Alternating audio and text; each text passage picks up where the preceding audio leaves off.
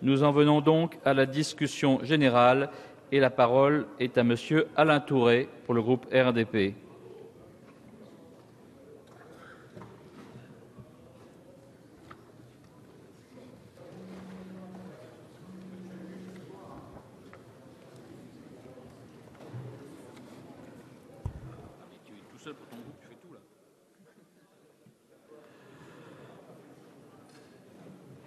Monsieur le Président, Monsieur le Ministre, Madame la Garde des Sceaux, quelques observations dans le cadre de cette discussion générale au nom du groupe RDP. L'histoire de la France économique, ce n'est pas celle de la libre entreprise. L'histoire de la France économique, c'est celle du colbertisme. C'est celle de l'économie administrée. C'est celle des nationalisations en 1981. Cela n'a jamais été la recherche pour mieux entreprendre, mais la recherche pour mieux contrôler l'entreprise. Je me souviens, en 1972, Monsieur le Ministre, il y a eu un élément important, c'était la signature du programme commun de gouvernement. Le programme commun de gouvernement, c'était les communistes et les socialistes qui avaient décidé de nationaliser 9 grands secteurs économiques, qui avaient décidé de nationaliser également l'ensemble du secteur bancaire et financier. À l'époque, le petit mouvement politique auquel j'appartiens, les radicaux de gauche, avec Robert Fabre et Henri Caillavet, avaient demandé à signer ce programme, mais en réalité avaient demandé qu'il y ait un petit chapitre complémentaire qui soit ajouté. Il est intéressant de le relire. Ce chapitre sur lequel nous nous étions engagés à l'époque rappelait la nécessité absolue de la libre entreprise. Vous me diriez que c'était un peu contradictoire avec le reste, mais enfin c'est un peu la situation des radicaux, bien évidemment, dans cette situation. Alors, nous n'avons pas finalement changé d'avis en la matière. Nous pensons que l'économie n'a pas à être administrée. Et nous pensons qu'au fur et à mesure du temps, il y a eu des nœuds qui se sont créés dans le cadre de la créativité économique. Finalement, on est revenu contre cela et il y a eu tout un système de privatisation qui s'est fait. Aujourd'hui, finalement, qu'est-ce qui s'est passé? Il faut relire Jacques Attali, qui a beaucoup intéressé M. Fillon à l'époque, puisqu'il lui a préparé des propositions dont M. Attali reconnaît que tout un certain nombre ont été votées, je suis prêt à le reconnaître, mais il reconnaît aussi que tout un certain nombre n'ont pas été adoptées.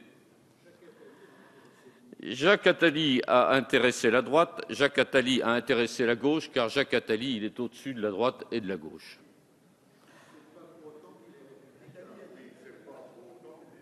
Vous pouvez estimer qu'il n'est pas républicain, j'estime que c'est un esprit transcendant. Et lorsque on revoit les propositions qu'il fait, j'ai quand même l'impression qu'il est un peu le mentor de la loi qui nous est proposée aujourd'hui. Alors, qu'est-ce que nous voulons?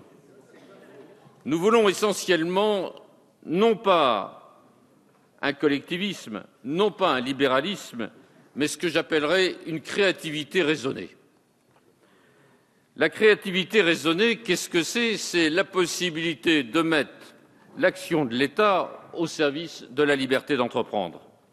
Il faut d'abord entreprendre pour pouvoir créer, il faut d'abord entreprendre pour pouvoir investir, et à partir de ce moment-là, la richesse sera créée et pourra être répartie. Finalement, le maître mot, c'est la créativité. Et cette créativité, Monsieur le Ministre, comment peut-on la favoriser et la retrouver? Si je prends un peu le discours du Président de la République, il a dit « tout doit être orienté vers la jeunesse ». Et je pense que la notion de jeunesse est intimement liée à la notion de créativité. Et lorsque je reprends les start-up, lorsque je reprends les auto-entreprises, eh bien j'ai ce sentiment de la confiance qui doit être faite à notre jeunesse pour qu'elle puisse s'investir dans l'économie. Il se trouve que j'ai participé ces derniers temps à un voyage en Israël. J'ai été très surpris de voir qu'en Israël, le taux de chômage n'est que de 4%, pour un petit pays qui vient d'accueillir plus d'1 million d'émigrés venant de Russie.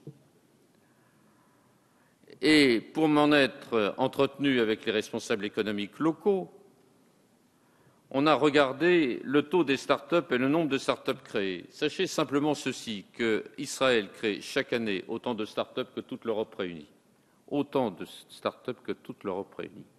Et qu'il y a une volonté absolue de faire confiance en la matière à la créativité.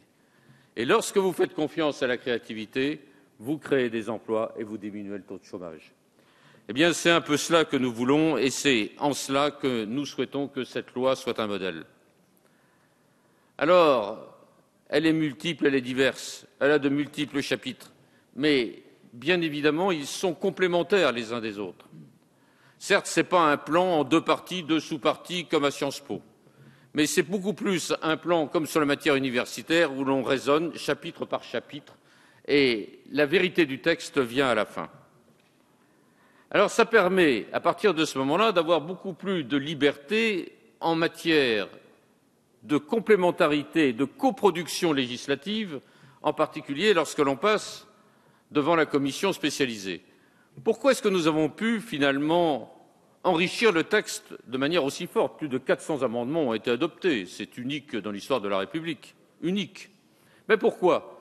Parce que justement, le plan qui était proposé par cette loi était un plan à paragraphes qui s'ajoutent les uns des autres. Et que ce n'était pas un plan, au contraire, de syllogisme juridique tel qu'on peut le voir dans un devoir de droit. Et à partir de là, prenant chapitre par chapitre, on a pu faire confiance à la créativité, cette fois-ci, des députés. Et cette coproduction législative, cela m'apparaît quelque chose de complètement nouveau. On reproche suffisamment aux députés de ne pas s'écouter les uns les autres. Je peux le dire, jamais une écoute aussi forte n'a été faite, d'abord, de la majorité. Voilà, quand même les premiers qu'on doit entendre. Et ensuite, de l'opposition. C'est aussi eux qu'on doit entendre. Et ça, Monsieur le Ministre, je voudrais vous féliciter, parce que cette capacité d'écoute, d'intervention sur chaque article, de ne jamais aller trop vite, d'essayer de prendre dossier après dossier, et le président Brottes y a pris toute sa part, eh bien, c'est, à mon avis, quelque chose de nouveau. C'est un signal que vous avez donné, et peut-être que dans l'avenir, on continuera de travailler ainsi. Dans le cadre de la commission des lois, j'ai essayé, en particulier avec Georges Fenech, de travailler de cette façon. Et nous sommes arrivés à des lois adoptées à l'unanimité. C'était des sujets plus consensuels, bien sûr, mais ça me semble très fort d'arriver, par cette écoute, à une certaine unanimité. Alors, je ne voudrais pas aller trop loin, mais il me semble que sur tout un certain nombre de chapitres, et avec l'appui de vos rapporteurs, vous avez fait bouger les choses.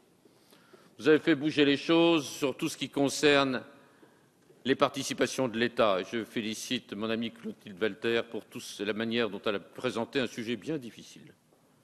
Sur tout ce qui concerne les transports, sur tout ce qui concerne la prud'homie, sur tout ce qui concerne tout un ensemble des professions dites réglementées. Finalement, chapitre par chapitre, c'est tous les pans de l'économie qui ont été revus et analysés. On va nous dire c'est insuffisant. Monsieur le ministre, vous avez eu la bonne réponse. Il ne suffirait pas de remettre en cause les 35 heures. Il ne suffirait pas de remettre en cause la retraite. Il faut d'abord réinvestir. Il faut d'abord relancer l'économie. Et c'est lorsque cette économie sera relancée, et c'est parfaitement possible, que cela puisse se faire dans les mois qui viennent, car incontestablement, sur le plan européen, on a pris conscience, et ce qui s'est passé hier en Grèce le démontre à l'évidence, on a pris conscience qu'on ne pouvait pas se contenter d'une récession, que l'inflation valait mieux que la récession. Or, toute l'activité de la Commission européenne, depuis des décennies, c'est de lutter contre l'inflation, c'est d'essayer de nous convaincre que l'inflation est fauteur de troubles, alors que l'inflation, elle peut être fauteur de relance, bien évidemment, à la différence de la récession. C'est ce message qu'il faut faire passer. C'est celui en lequel je crois et j'ai été très intéressé par la contribution des intellectuels, économistes et entrepreneurs. Ils sont plus de 30, parmi les plus célèbres, et ils signent derrière Philippe Aghion, et voici ce qu'ils disent: il faut voter la loi Macron. Écoutons-les. Ils nous disent qu'il faut d'abord réconcilier la justice sociale et l'efficacité économique, car il ne peut pas y avoir de progrès économique sans une répartition sur le plan social. Ces réformes ont été repoussées, nous disent-ils, depuis des décennies, car les corporatismes se prétendent les défenseurs de l'intérêt général, alors qu'ils sont animés par la volonté de préserver essentiellement les rentes. On ne peut pas mieux le dire. Devant chaque situation, il y a là un chien qui est dans sa niche pour empêcher que l'on puisse progresser. Et il est très difficile de pouvoir se heurter ainsi à ces avantages acquis, et c'est le rôle même de cette loi, s'opposer à tous les corporatismes. Il faut en même temps, par là même, défendre notre modèle de société. Le défendre, ce n'est pas le figer, le défendre, c'est le moderniser, c'est le rendre plus efficace, c'est le rendre plus juste. Et il faudra ainsi démontrer à la France et aux Français, à l'Europe et aux Européens, que notre pays, notre vieux pays, est capable de se mettre en mouvement. Rien ne sera de même depuis le 7 janvier. La France entière s'est mobilisée. Elle s'est retrouvée, quelles que soient les opinions politiques des uns et des autres. Finalement, j'ai le sentiment que nous abordons la vie politique française d'un œil nouveau. Cet œil nouveau, c'est celui qui a permis à 4 millions de Français de se retrouver ensemble dans la rue, quelles que soient leurs opinions. Cet œil nouveau, c'est celui qui a fait que l'opposition et la majorité, à 2 reprises, se sont levés pour applaudir le discours extraordinaire de notre Premier ministre. Discours qui avait pour base la fraternité, discours qui avait pour base la laïcité, discours qui avait pour base la nécessité de retisser le lien social, de retisser celui qui nous manque tellement et qui s'est traduit, il a eu raison de le dire, par des apartheids. Voilà, c'est ça la réalité et la force du discours que le Premier ministre nous a fait, et il avait raison de le faire. Le président de la République a montré le chemin. Le Premier ministre a renforcé. Avec cette loi, nous irons plus loin. Et j'ai le sentiment que nous avons une chance exceptionnelle d'aboutir, car la relance économique sur le plan européen, la baisse des taux d'intérêt, la relance que l'on voit sur le plan économique à tous les niveaux, nous donne une possibilité économique incontestable de relance pour les mois qui viennent. Monsieur le ministre, je voudrais vous dire qu'on va passer des heures difficiles, car cette première phase, qui est celle de la Commission, est celle d'un club sympathique. Ici, ce n'est pas tout à fait la même chose. Les arguments vont être plus durs et vont être plus politiques. Je n'ai pas de conseils à vous donner, mais il faut encore faire évoluer le texte. Il faut le faire évoluer. Vous avez 2 possibilités. Soit considérer que tout a été acté en commission, et à partir de ce moment-là, c'est terminé. Soit, au contraire, d'essayer de prendre un certain nombre des propositions qui vous seront faites, et par votre majorité, et par votre opposition.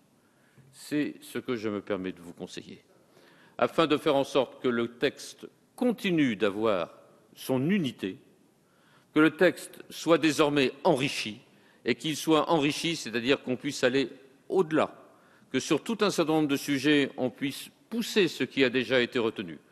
Voilà le conseil que je me permets de vous donner. Je sais que vous êtes suffisamment intelligent pour faire les propositions de vos amis. Merci, Monsieur le ministre. Merci, Monsieur Touré.